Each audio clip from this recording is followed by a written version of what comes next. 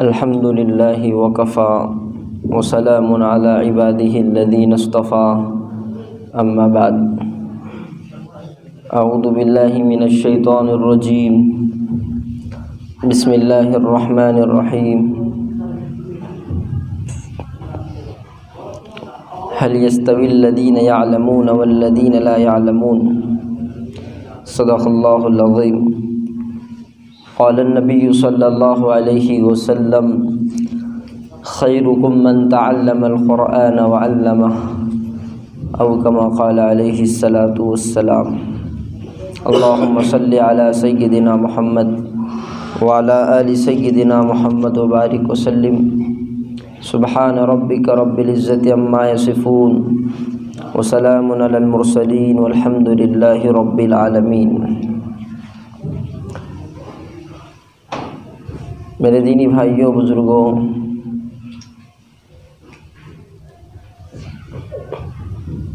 اللہ رب العالمین نے ہم سب کو دولت ایمان سے نوازا ہے اور اسلام سے سرفراز کیا ہے۔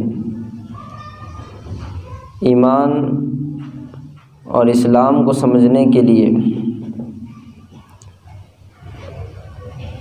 دنیا میں انسان کیوں بھیجا گیا، اس کو سمجھنے کے لیے رب العالمین نے انبیاء کرام علیہ الصلاۃ والسلام کو سمجھانے کے لیے دنیا میں بھیجا، اور سمجھایا گیا لوگوں کو علم کے ذریعے سے۔ علم مرد عورت ہر ایک کی ایک اہم ضرورت ہے۔ بغیر علم کا آدمی جاہل کہلاتا ہے، اور علم ایک روشنی ہے، علم ایک سمندر ہے، علم ایک راستہ ہے۔ علم کی روشنی میں آدمی وہ منزلیں پار کر سکتا ہے جو علم نہ رکھنے والا پار نہیں کر سکتا۔ علم ہم سب کے لیے ایک رہبر ہے، رہنما ہے۔ بغیر علم کے آدمی کب گمراہ ہو جائے اور کب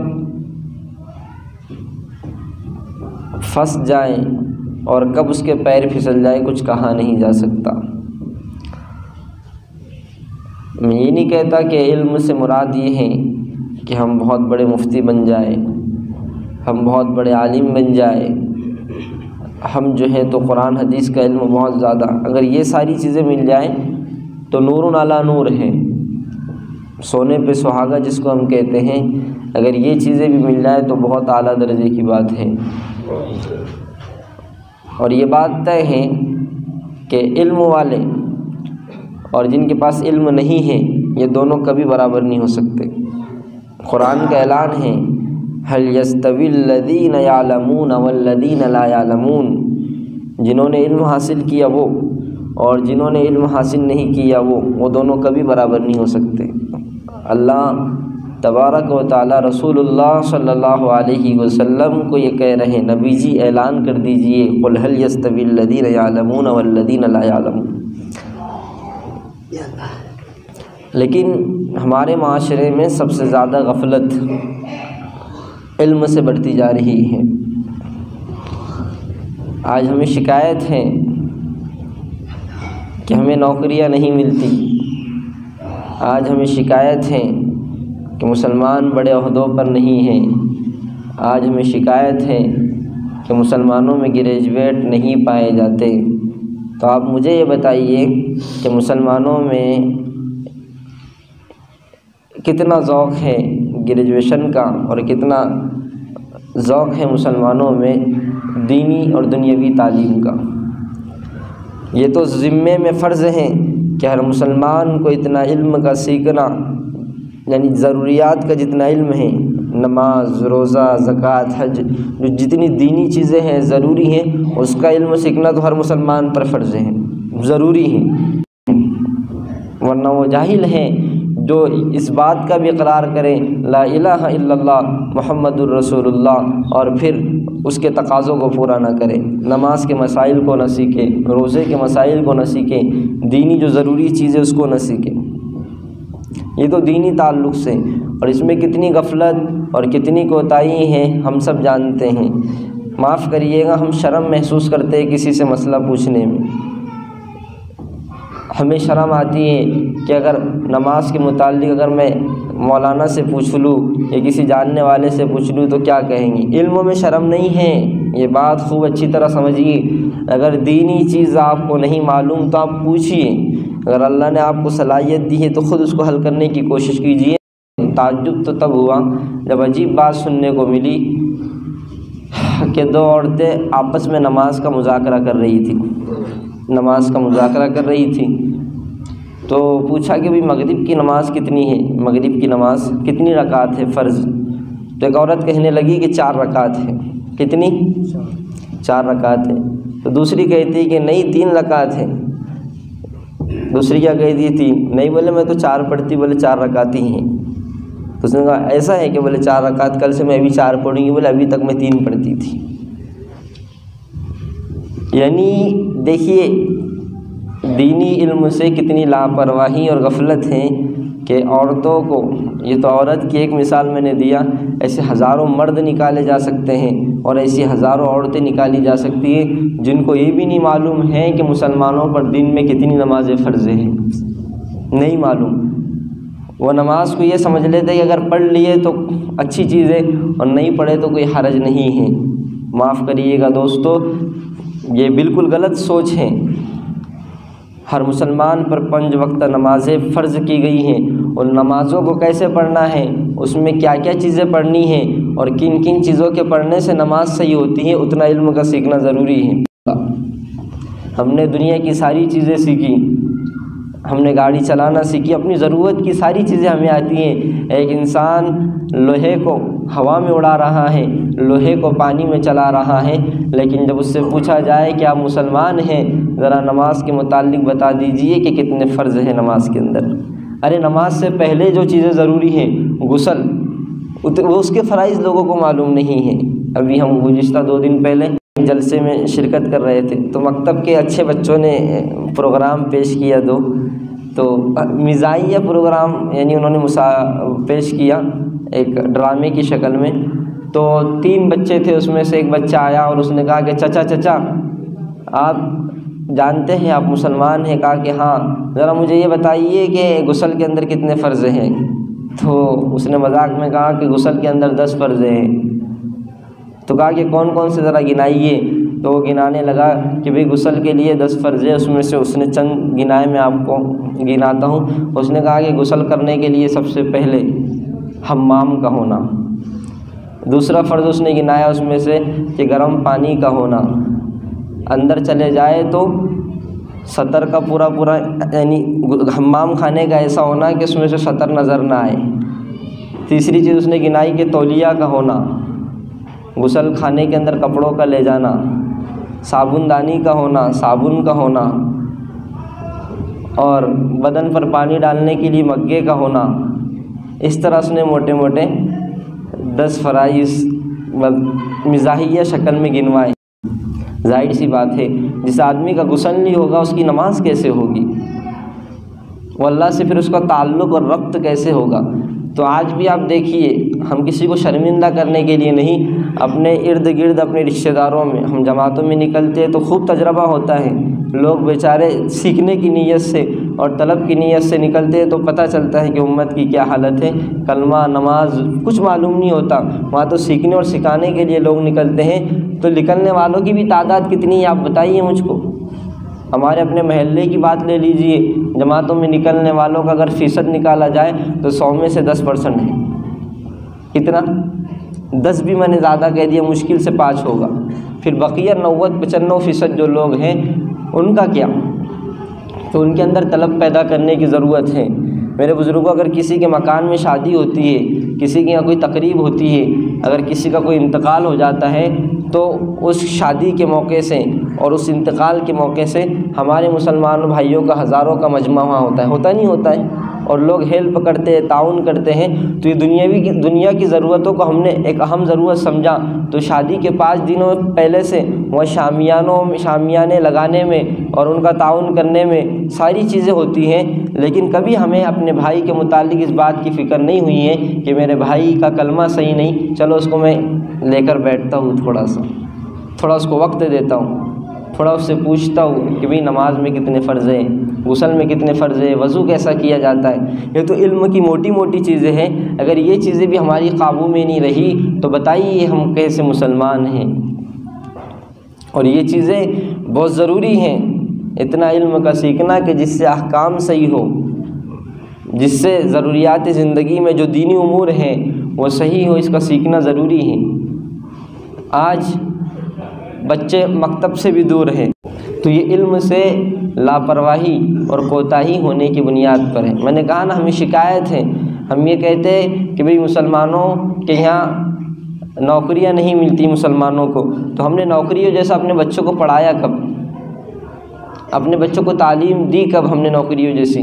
جب بچے کی پڑھنے کی عمر ہوتی ہے تو اس کو تو ہم نے گیریزوں پر بھیجا، اس کو ہم نے بیکریوں پر بھیجا، اس کو ہم نے بھنگار چننے کے لیے بھیجا، اس کو ہم نے فروٹ کی گاڑیوں پر، ابھی بچے کی عمر ہے پڑھنے کی 12-13 سال کی، وہی معصوم سا بچہ چھوٹی سی صورت لے کر دھوپ کے تڑاکے کے اندر فروٹ بیچ رہا ہے، جبکہ بچے کا وقت ہے کہ وہ مکتب میں جائیں، بچے کا وقت ہے کہ وہ اسکول میں جائیں اور اعلیٰ تعلیم حاصل کریں، اور پھر ہم شکایت کرتے ہیں کہ ہمارا بچہ، مسلمانوں میں ڈاکٹر کم ہیں، مسلمانوں میں انجینئر کم ہیں، مسلمانوں میں پروفیسر کم ہیں، یہ ہمیں شکایت ہے۔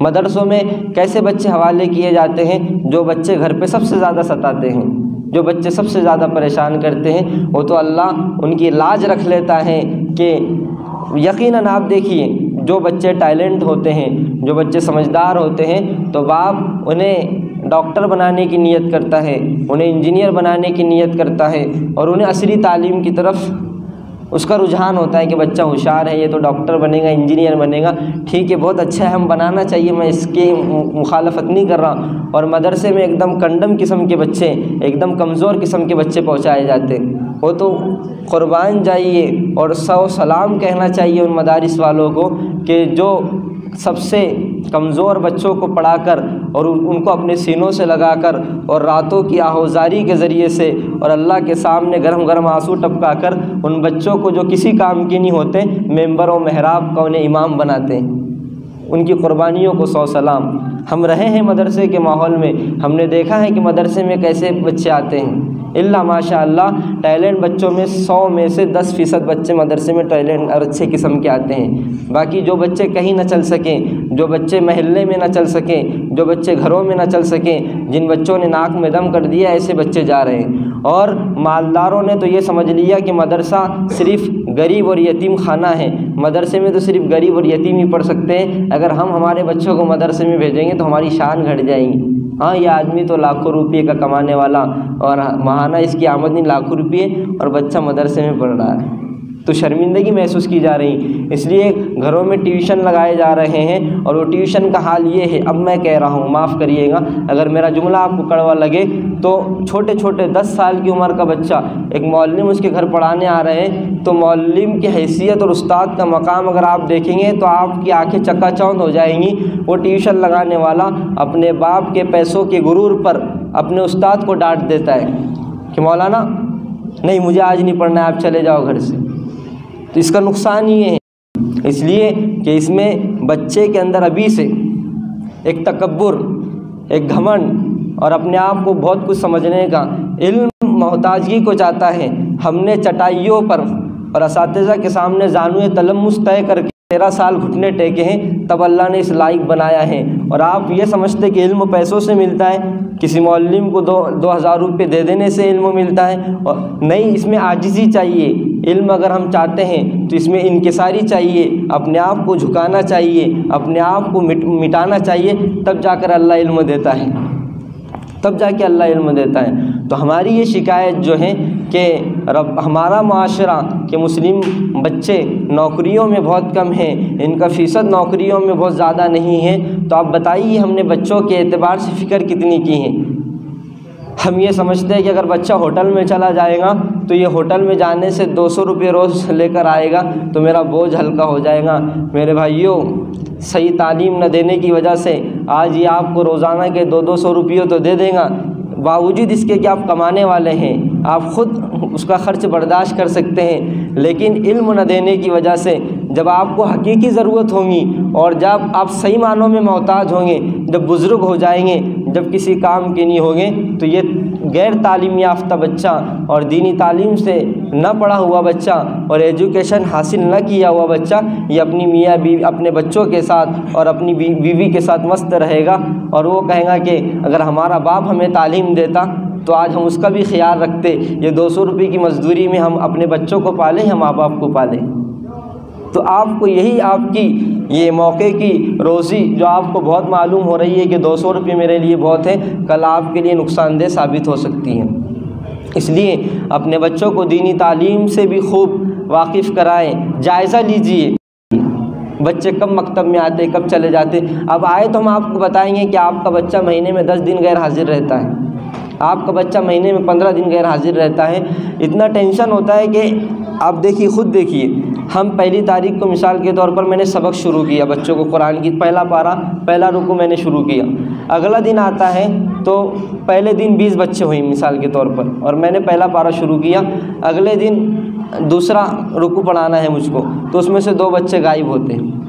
اب تیسرا دن آئے گا، اب تیسرا رکوع پڑھانا ہے تو اور 2 بچے غائب ہوتے ہیں۔ تو اب ایک استاد کو کتنا ٹینشن اور کتنا پرابلم ہو، آپ خود سمجھ سکتے ہیں اس کو۔